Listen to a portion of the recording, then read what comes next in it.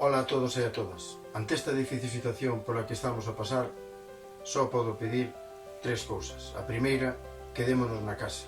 Quedémonos na casa para protexer aos xóvenes, aos que somos menos xóvenes e sobre todo os maiores. Creo sinceramente que a mellor homenaxe que lle poderíamos facer a esa xente maior que tanto pelexou para que nós pudésemos ter un mundo mellor é quedarnos na casa. A segunda, xuntos podemos.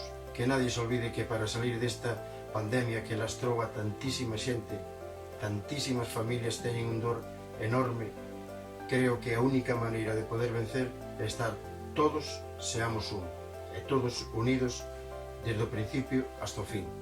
E a terceira, que para min tamén é moi importante, os políticos. Únanse, por favor.